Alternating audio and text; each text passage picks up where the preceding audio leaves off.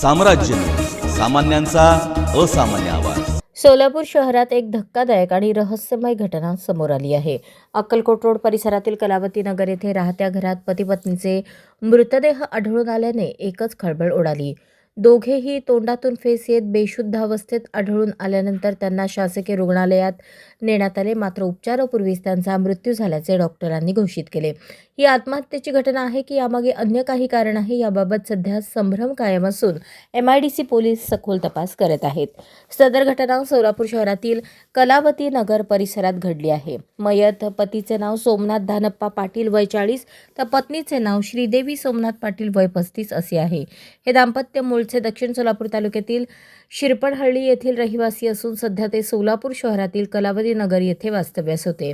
गुरुवार 27 फेब्रुवारी रोजी सकाळी राहत्या घरात सोमनाथ आणि श्रीदेवी हे बेशुद्ध अवस्थेत आढळून आले। त्यांच्या तोंडातून फेस येत असल्याचे निदर्शनास आल्याने त्यांना तातडीने छत्रपती शिवाजी महाराज सर्वोपचार रुग्णालयात दाखल करण्यात आले, मात्र तपासणीपूर्वी डॉक्टरांनी त्यांना मृत घोषित केले।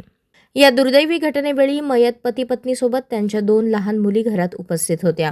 आई वडील सकाळी उठत नसल्याचे लक्षात आल्यानंतर मुलींनी तात्काळ आपल्या काकांना फोन करून माहिती दिली। काकांनी घटनास्थळी धाव घेत दोघांनाही रुग्णालयात दाखल केले, मात्र तोपर्यंत उशीर झाला होता। या प्रकरणात पोलिसांकडून मिळालेल्या प्राथमिक माहितीनुसार घटनास्थळी एक चिठ्ठी सापडल्याची चर्चा आहे, मात्र याबाबत पोलिसांनी अद्याप कोणतीही अधिकृत माहिती दिलेली नाही। त्यामुळे ही आत्महत्या की विषबाधा अथवा इतर कोणते कारण याबाबत सध्या कोणतेही स्पष्ट कारण नाही। MIDC पोलीस ठाण्याच्या अधिकाऱ्यांनी घटनास्थळी पंचनामा केला असून मृतदेह शवविच्छेदनासाठी पाठवण्यात आले आहेत। पोस्टमॉर्टम अहवालानंतरच मृत्यूचे नेमके कारण स्पष्ट होणार असल्याचे पोलिसांनी सांगितले।